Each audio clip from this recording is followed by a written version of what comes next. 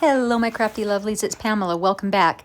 So I wanted to share with you this fabric bowl for Scrappy Fabric Friday, and also Give a Scrap, given or hosted by Angie of the Traveling Crafter. I have seen Roxy Creations has done a fabric bowl recently, and I wanted to share it with you. It's a great way to use up your scraps. They're fun, they're easy, they're so handy. They are addictive, and you're going to want to make more than one, I am sure, because I am going to be making quite a few. I have a lot of projects going, so I'm going to show you how this is put together so you can do it yourself. This is a piece of wool, and you can see it's a little thicker, and I just took a plate that was the size, and it just barely squinches there on the sides. But let me show you. You just cut it out. You can make these any size you want, as long as you've got the fabric that's the width you need. Now, I have seen people do the second step a little bit differently, and there are certainly, I'm sure, other ways to do it, but this is what works for me. So let me cut this other piece and I will show you.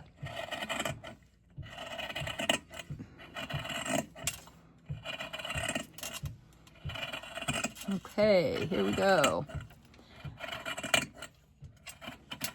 And it's okay if it's not exact, because we're going to be adding fabric pieces to it, and so I am really not worried about it. Now, you can iron it if you want to get a nice crease, or just kind of give it a finger press, and you can see that there's the line there. And I'm not worried about marking on this because it's going to get completely covered on both sides. So that's very faint, but I can see it. And I'm going to put a line here. Oops. That one's a little better. And then I am going to dissect this in the middle, and it does not, again, it does not have to be exact.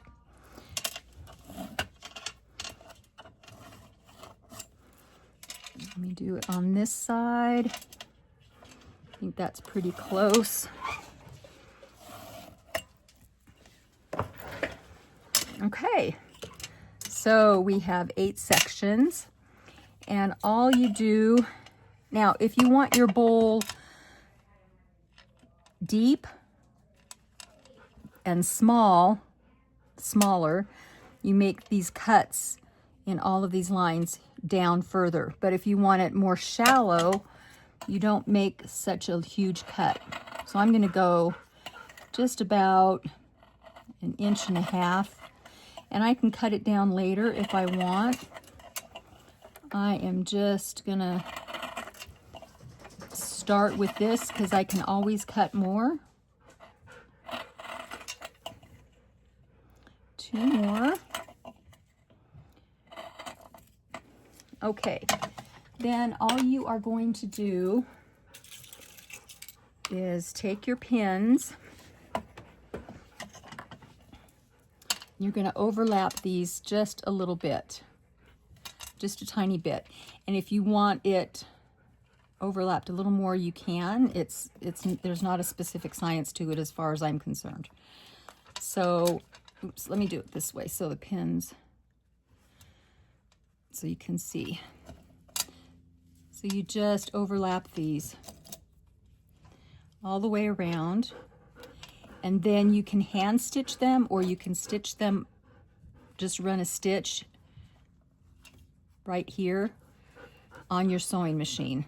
That is definitely faster and probably a little more sturdy, but by the time you are done stitching all of this with the fabrics, it's going to be sturdy and reinforced all the way around. So it shouldn't be a huge issue. So 2 more.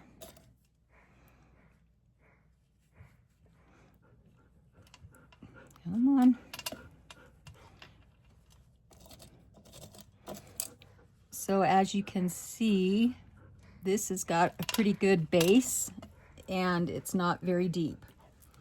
which is kind of what I want. This one, it's going to be not as deep as this one. Now, if I want it more deep, I just make a cut a little bit further down and repin.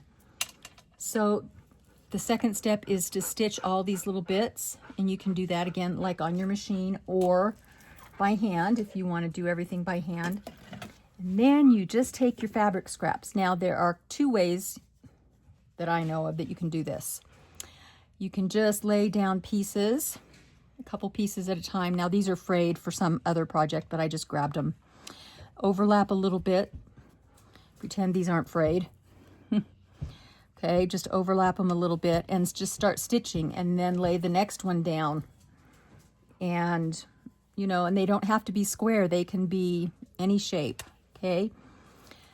And then you do that all the way around, and then you can go back and add a piece that covers the edge, or you can cover the edges first all the way around and stitch so that you have a piece on the inside and the outside, and just stitch down and add another piece and do that all the way around, and then start adding your pieces in the center and stitch them down. I really like having a wool base. It's so easy. The needle and thread glides through it much easier, but you use whatever you want. Now, I am not going to finish or do any stitching on camera because it's getting late here and you don't need to see me stitch these little pieces down, because I've got this one and I have so many other projects. But I wanted to share this with you because it's such a fun project, and you can just use up tons of scraps, right? And if you want a color theme, if you wanted all purples, you could go with all purples. If you want, you know, to add and have it be very colorful, just go with the flow, right? How easy and simple is that? And it turns into something so beautiful and useful. This sits on my desk. I love fabric bowls. I have other fabric bowls that I use for other things. I have made a lot of these little rope bowls, and I have them on, they're very sturdy, and I have them on my desk. I have probably 3 or 4 of them at least, and they hold different things, little bits and pieces. When I'm creating, I can grab from or put things away in these so they don't get lost, and then I know where they are and I can put them away when my project is finished. So I find them very handy in my craft room, but I also have them at my sewing table, and I have one in my bedroom, and I have one in the living room. And so, you know, you just can use them anywhere you want, and I think they're so wonderful. So I hope you give it a try. When I get this one finished, I will come back and show you, but like I said, I'm not going to do any stitching or anything on it right now because it's just basic stitching. You can use any color thread you want. There's no rules. Okay, it's your bowl. You do it your way. So let me know what you think. Have you made a fabric bowl before? Give it a try. Give me a thumbs up. Go to Give a Scrap and check out the projects the other ladies are doing. Certain people are assigned, you know, they're part of the collaboration, but anybody can join. And if you're making something with scrap fabric or scrap paper or whatever, participate and show us what you're doing, because I love learning from everyone. So I hope you're all doing well. Be crafty, be kind, be blessed. God bless. See you all soon. Bye-bye.